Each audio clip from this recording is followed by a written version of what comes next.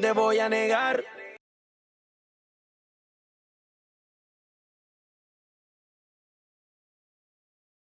Les autres usagers. Les règles particulières à l'agglomération s'expliquent par le partage de l'espace collectif entre tous les usagers de la route. À ces règles s'ajoutent des aménagements qui facilitent la circulation et la fluidité pour tous. Le conducteur d'un véhicule en agglomération est celui qui porte le plus de responsabilités dans ce partage de l'espace.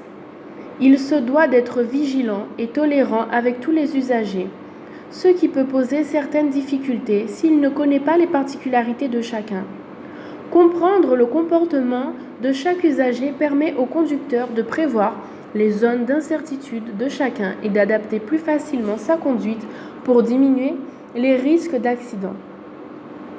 Les thèmes de ce cours sont le code de la rue, circuler avec les autres et les zones d'incertitude. Le code de la rue.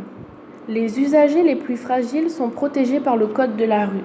Les règles de passage et les limitations de vitesse protègent les piétons et les cyclistes dans une circulation souvent très dense où il est difficile de tout voir.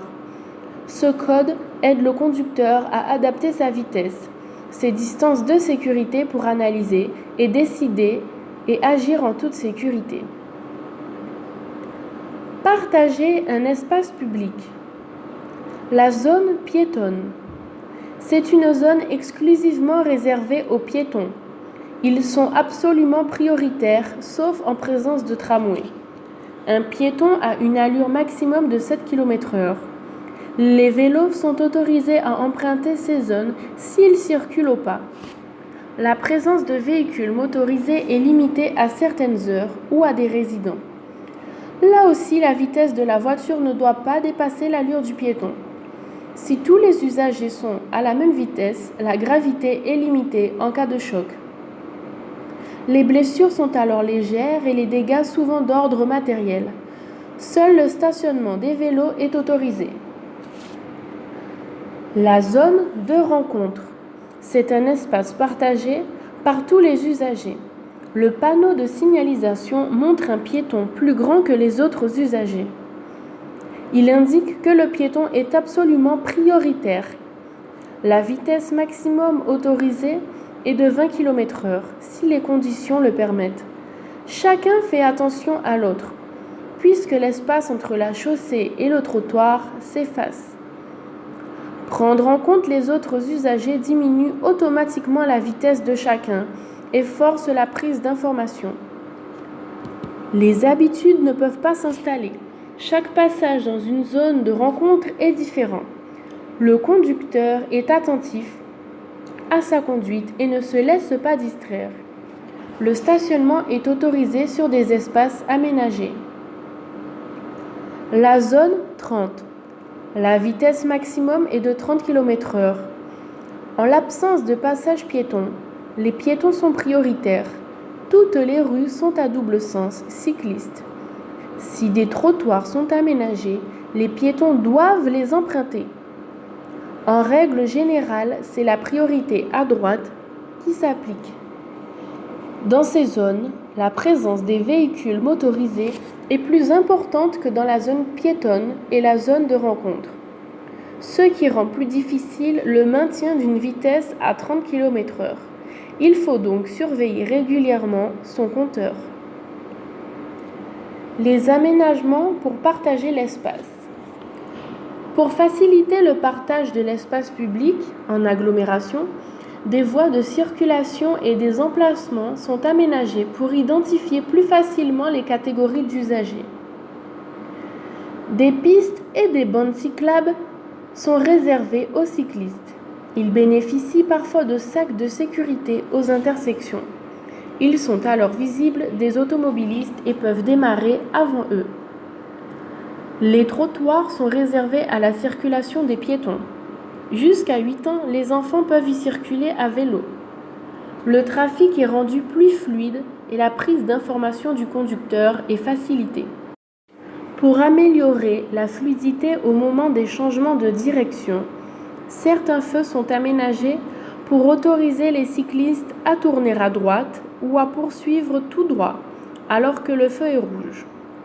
Des voies à sens unique pour les véhicules motorisés sont à double sens pour les cyclistes, ce qui leur permet d'emprunter des itinéraires moins encombrés. La présence d'un damier à une intersection marque le passage d'une voie de bus. Le conducteur doit céder le passage avant de la traverser.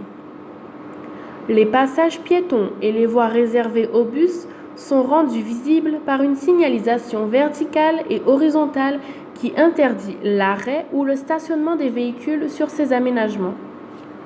La circulation sur les voies de bus est interdite aux véhicules non autorisés. 1. Pistes et bandes cyclables. 2. Passages pour piétons. 3. Voies de bus. 4.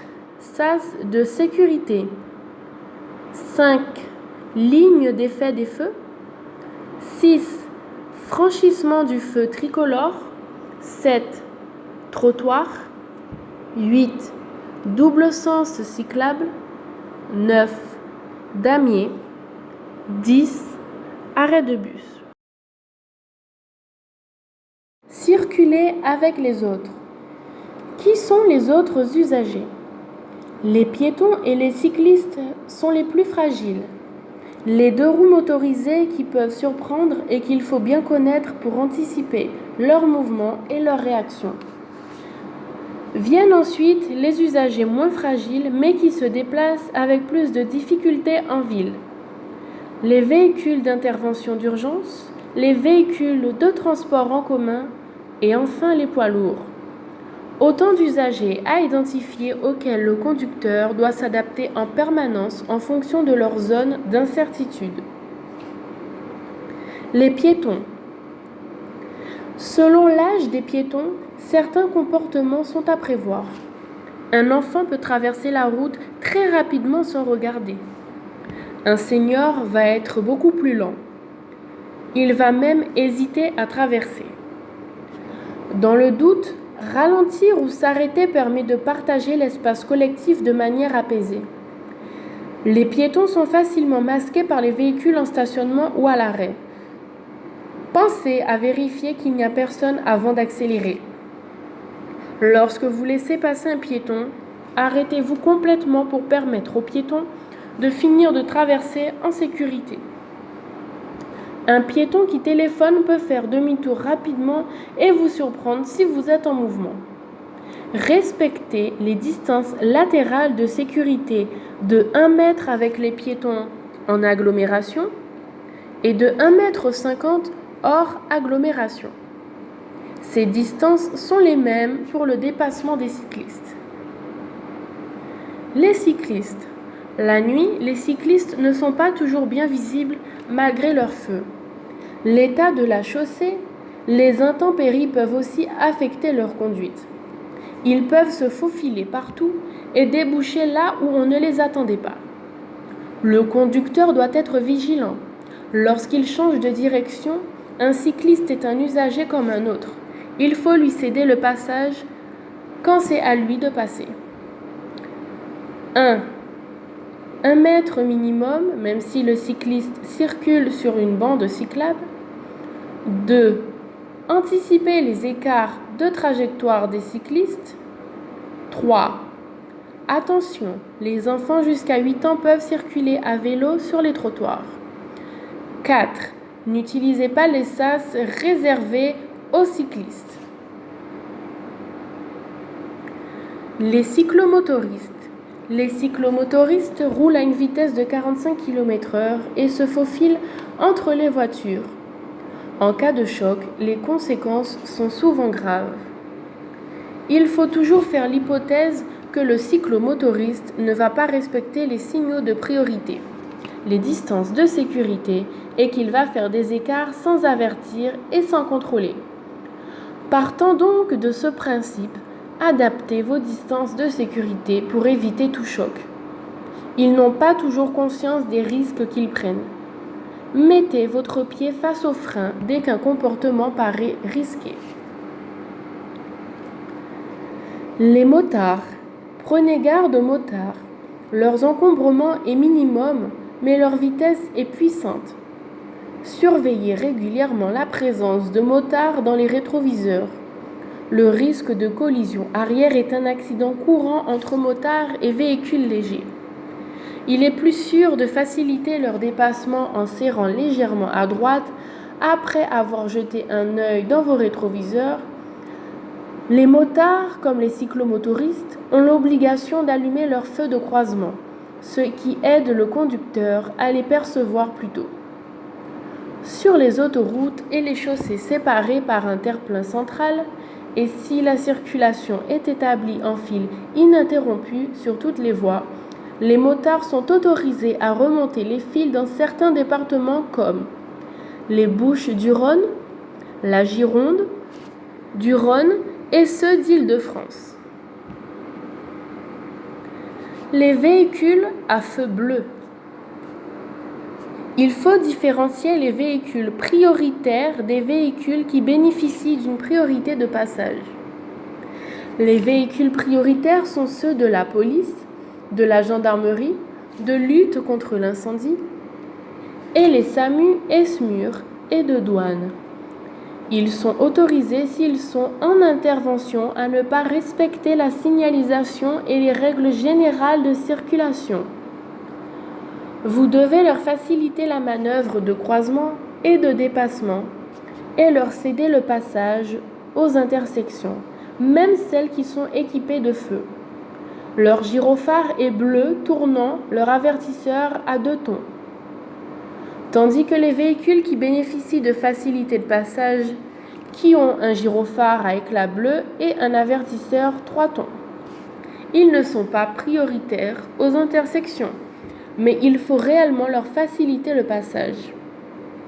Il s'agit des ambulances, des véhicules d'intervention d'électricité, de gaz de secours, des engins de service hivernal, de la Banque de France et des associations médicales. Les véhicules à feu jaune. Les véhicules qui escortent les convois exceptionnels sont devant ou derrière le convoi. Il faut éviter de les dépasser. Il faut parfois s'arrêter pour laisser passer le convoi. Un conducteur ne doit pas s'engager dans une intersection en cas de signalement par le conducteur d'un des véhicules pilotes du franchissement imminent de cette intersection par un transport exceptionnel. Ce sont aussi les véhicules d'entretien, de chantier ou de collecte d'ordures. Souvent des ouvriers y travaillent à proximité et sont masqués par le véhicule. Leurs vêtements sont rétro-réfléchissants et ils peuvent surprendre les conducteurs. Il convient d'adopter le même comportement qu'à l'approche d'un véhicule de transport en commun à l'arrêt. Les dépasser à une allure faible et être prêt à s'arrêter si un piéton débouche sur la chaussée. Les transports en commun. En ville, les autobus qui desservent les lignes urbaines sont prioritaires au moment de quitter leurs arrêts. Il faut aussi leur faciliter le passage dans les rues étroites et leur faciliter les changements de direction lorsqu'ils empiètent sur une partie de la voie de circulation sur laquelle vous circulez. Hors agglomération, les autocars qui transportent des enfants allument leur feu de détresse lors de la montée et la descente des passagers. Il convient alors de rouler au pas lors d'un dépassement ou de s'arrêter si les enfants sont nombreux à descendre ou à monter. Les poids lourds. L'encombrement des véhicules lourds au moment de tourner, tout comme pour les bus, nécessite que vous vous arrêtiez parfois pour leur faciliter le passage. Les angles morts du poids lourd sur les côtés et derrière sont importants. Le conducteur doit les connaître pour éviter de surprendre le conducteur au moment d'un changement de direction. Les zones d'incertitude. Chaque usager a sa zone d'incertitude. Le conducteur doit être capable d'imaginer la mobilité et la rapidité des autres usagers pour adapter son allure et sa trajectoire. 1, 2, 3. L'intention des piétons n'est pas toujours facile à prévoir. d'autant que leur attention peut être détournée par l'usage d'un téléphone portable, par exemple.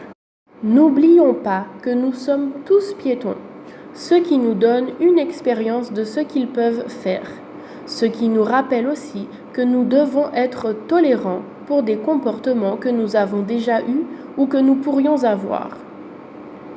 4. Les animaux sont imprévisibles et n'ont aucune notion de la nature du danger. 5. Les deux roues peuvent faire des écarts rapides et ont parfois des accélérations surprenantes. 6. 7. Les voitures peuvent effectuer une marche arrière, faire des écarts rapides et larges. À l'arrêt, une portière peut s'ouvrir. Partager la route, c'est connaître et comprendre les autres usagers pour mieux interpréter leurs mouvements et anticiper sur la situation de conduite devant ou derrière pour adapter au mieux votre allure et votre trajectoire.